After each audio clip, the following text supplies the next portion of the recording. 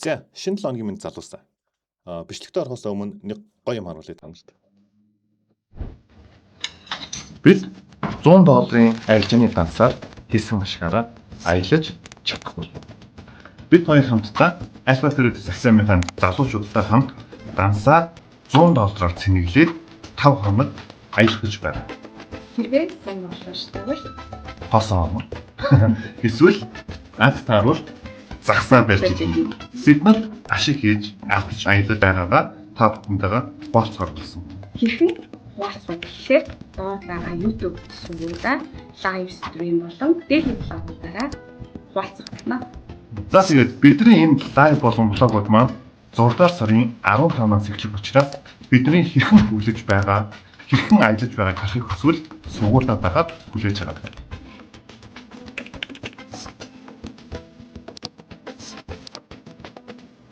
За энэ видеонд гарцsanчлан бид нар 15-наас эхлээд за $100 дансаа цэнэглээд аялах гэж байгаа. Тэгээд олсон ашгаараа аялна. Тэгээд хэрхэн хөглөхийг та хэд маань бас хэрхэн эсвэл те гой загас барихыг, хэрхэн ашиг хийхийг, хэрхэн дансаа шатаахыг те бүх зүйлийг хармаар байвал яг энэ Single Trade гэдэг YouTube сувгаараа хараарай.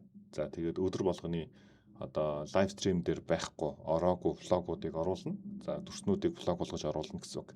Тэрийг болохоор Зулаас подкаст гэдэг YouTube сувгаараа бүгдээрээ үзээрэй заа. За ингээд өнөөдрийнхөө тавагт орцгоё. Тэгээд маш сонирхолтой 7 хоног гихт гэж байна залуусаа. За алтаа бүгдээрээ их нээлжинд харъя. Тэ? Өнөөдөр зөвхөн алтаа ярий. За тэгээд зөвхөн алтаа яриад дуусгая. За алтны хувьд л угаасаа monthly app хэвээрээ weekly. За weekly down, weekly болохоор одоо ер нь down гэж бүгдээр ойлгож болж байна те. За тэгээд weekly-гийн хөдөлгөөний хувьд бол бүгдээр харах юм бол нэг ийм хөдөлгөөн үүссэн. За сүүлд үүссэн энэ зүг бүгдээр харах юм бол мэдээж хэрэг weekly-гийн retracement-ийн хөдөлгөөн одоо нэг удаа орж ирэх магадлалтай. За тэгээд үргэлжлүүлээд доошоо. За доошоо эхний ээлжинд 3890 гэдэг ханш руу бид нар харчихад бол буруутахгүй гэсэн үг. Тэгэхээр ер нь бол сүүлийн одоо нэг сар ч юм уу те одоо эх нэг сар гэх юм уу алтыг бол доошоо харнаа. Гэхдээ үүнээс өмнө мэдээж хэрэг weekly-гийн retracement-ийн хөдөлгөөн орж ирэхийг бид нар хүлээх шаардлагатай болчихж байна гэсэн үг. Тэгэхээр яг нь weekly-гийн retracement гэхэр чинь бага цагуудын uptrend-ийг үүсгэх магадлалтай. Тэгэхээр бид нар scalp буюу day арилжаа хийж байгаа хүмүүсийн хувьд бол ягарахгүй нэг хэсэгтээ long буюу алтан дээр buy-даад за тэгээд доошоогоо оруул сэл оруул зүгээр гэж миний хувьд бол тайдтай хэлэх байна. За өнгөрсөн 7 хоногийн хувьд ч гэсэн яхахгүй бидний харж исэн одоо ханш руу маш хурдан явсан. Өдөр болгоны амар харж исэн ханш руу явсан хэлээд байх нь хаашаа юм те. Ямар ч сан school дотроо ч гэсэн weekly forecast тас гадна одоо шинжилгээнүүд оруулж байгаа чадлаараа оруулж байгаа. Яг зуны саруудад жоохон хөтөө гадаа яваад байдаг учраас мэдээж хэрэг давтамж бол арай бага байна. За гэхдээ ер нь бол яг нь хичээлүүд бол хуваарийн дагуу явж байгаа. За үүний дараа daily бүгдээр харцгаая. Daily чинь өөрөө downtrendтэй. За downtrend нь яг одоо retracement-ийн хөдөлгөөн ороод ирсэн байдалтай. За тэгээд энэ retracement-ийн хөдөлгөөн дуусаад 5 дахьад импульс явах нь гэж харж исэн боловч явсангүй. Тэгэхээр үүнийг бүгдээр юу гэж үзэх вэхээр нэг хэсэгтээ ахаад retracement орж ирэх магадaltaй гэж харж болж байна те. За тэгвэл үүнийг одоо 4 цаг дээр харах юм бол 4 цаг мөн адилхан даун трендтэй. За даун трендийг 4 цагийн 9-ийн хаяыг ер нь бол энд авчиж болох юм. Тэгэхээр ер нь 4 цаг буюу те даун трендтэй хэвээрээ байгаа учраас бидний хувьд бол яг одоо үргэлжлүүлээ сэл харъя гэж бодох боловч яг унлаа шүү гэсэн тохиол байхгүй буюу бидний хувьд яг харахгүй сэтэл одоо хэрэгтэй болчихж байна. За 4 цаг явлаа. За дараа нь retracement-ийн хөдөлгөөн трендээр ороод ирсэн. За энэ яг харахгүй яг нь дараагийн хөдөлгөөнүүдийг хийгээд ингээд унах магадлалтай. За ингээд дараагийн хөдөлгөөнүүдийг хийж унахтаа энэ дээр юу болж байгаа нөхөр 4 цагийг ап руу эргүүлчих болж байна. Гэхдээ өнгөрсөн одоо өдрүүдийнхийг ч гэсэн бүгдээрээ харахад 4 цаг ап руу эргэлээгээд 4 цаг ап руу эргэлээгээд бид нар өслөө гэж бодож болохгүй. Ягаад гэвэл weekly болон daily бүгдээрээ down trendтэй байгаа. За тэгвэл down одоо daily-гийн swing low-ыг бүгдээрээ харчээ. Тэ daily-гийн swing low үгүй эсвийн хай, дээлигийн эсвийн хай яг үндсэндээ бол энэ дээдлэлтэй манайха энэ дээдлэл баггүй юу? Гэхдээ дээли дээр ретресентийн хөдөлгөөн орж ирээд импульс явсаа гэж үзэх юм бол яг харахгүй үндсэн одоо том цаг буюу доовор оолын дээр гэж байгаа боловч бид нар энэ нэг том хөдөлгөөнүүдийг барьж авахын тулд яг нь энэ дунд арилжаа хийхин тулд дээлигийн эхний ээлжин дэх одоо чухал орой энэ орой гэж үзэж болж байгаа гэсэн үг. Тэгэхээр энэ орой болон 4 цагийн энэ орой хоёр дээр бид нар анхаарлаа хандуулад одоо сэл боломж хайна гэсэн үг байхгүй юу? За тэгвэл 4 цагийг харахаар 4 цаг маань өөрөө одоо болтол даун трендтэй боловч ретресентийн хөдөлгөөнтэй. Тэгэхээр эндээс хэд хэдэн одоо компромишн энтринууд гарч ирж болж байна. За ямар компромишн энтри гарах уу гэхээр эхний ээлжинд энэ яроолыг эсвийн хай, эсвийн лоу болох хэрэгтэй байна. Тэгвэл эндээс дээшээгаа акшныг хөдөлгөөн өсөхдөө энд үүссэн 4 цагийн эсвийн хай дээр хөдөлгөөн ирээд за мэдээж яриг уламжлалсаар liquidity хамх гэж бид нар ярьдаг штеп. Зүүгээрээ сэтэлж магадгүй. За ингээд үүний дараа буцаад доошоогоо тренд ирэх үед бидний компромишн энтринд бүрдээд тэгээ доошоогоо өргөжлүүлээд алтыг харж болж байна. За доошоогоо өргөжлүүлээд харахтаа бид нар аль хүртэл харах уу гэхээр энэ яроол руу бид нар харж болж байгаа гэсэн үг. За энэ яроол руу өргөжлүүлээд алтыг харж болж байна. За ингээд би зурч. За тэгвэл ийшээ гэвэл яг гой ханшин за энэ 4000-аас яасан те. За 3900 гэдэг ханш руу бид нар харж болж ийн гэсэн үг заяа. Хэрэв ингэж орж ирвэл доошоо. За ийш юм ба шүү дээ те. Ингээ харж болж байна. За. За тэгвэл confirmation entry ингэж үүсэж байна.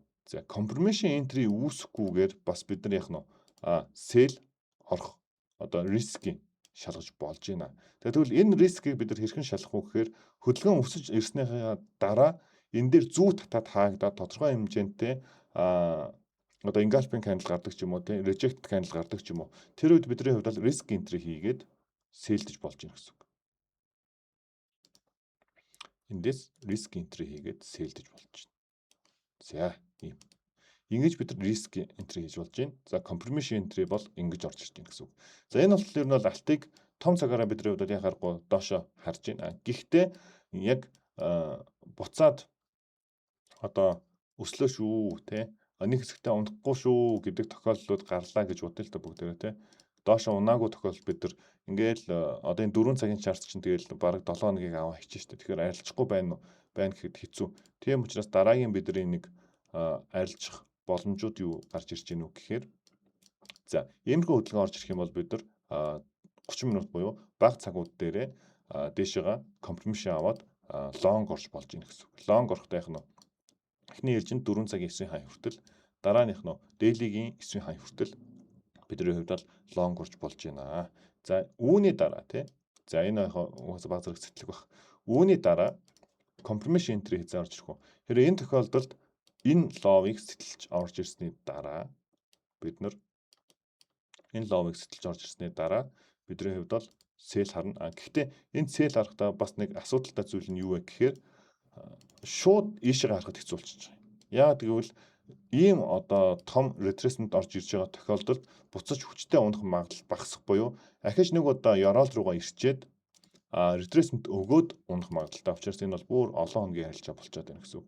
Тийм учраас эх 7 хоногт бидний хувьд бол харах зүйл нь юу вэ гэхээр за даун тренд маань өөрөө те буцаад одоо импульс явлаа шүү гэдэг дохиог өгөөгүй тохиолдолд миний хувьд бол таадтай баydах буюу лонг ороод байвал зүгээр гэж хэлэх гээд байна гэсэн үг. Харин 4 цаг дээр бүтцийн одоо яроолууд нь сэтрээд те доошоо ороод ирвэл бид нэр шорт харж болж ийн гэсэн үг. Яг за энийг одоо би түр арилгах чи за энэ зураг шиг те. Ингүүл бид нар доошоо шорт харж болж байна гэсэн үг. Тэр ултал алтан дээр би лонг хараач гэж та бүхэнд хэлэх гээд байна гэсэн үг байхгүй. За ийм байна. Тэгээд swing trader-ууд бол угаасаа ойлгомжтой хүлээж агаад шорт орох байх. За миний хувьд бол мэдээж хэрэг эх 7 хоног чаленжтай байгаа.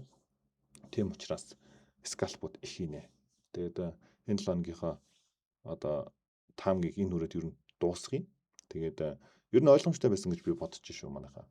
Биткойн ярьчид нэг юмсан тэхүү. За биткойн маань тэгвэл юу болчихвоо? Өнгөрсөн 7 хоногт бидний хувьд бол биткойн дээр юу гэж харж ялаа тий. За энэ оролтыг болохоор би хэзээ өгсөн бэ гэхээр SQL дээр өгсөн санаж байна. SQL дээр энэ оролтыг өгсөн. За яагаад энэ оролтыг өгсөн бэ гэсэн чинь биткойн чинь өөрөө маш хүчтэй импульс орж ирсний дараа retracement-ийн хөдөлгөөн нь трендээр орж ирсэн. За трендээр орж ирэхэд яах нь вэ? Ийм хөдөлгөөн явах гээд байна.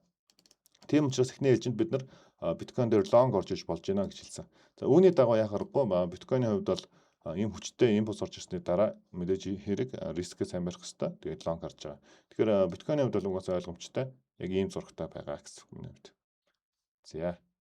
За ийм байна залуусаа. Тэгээд биткойн дээр retracement импульс буюу доошо ханшин 41 мянга гэдэг ханшийг зааж байна.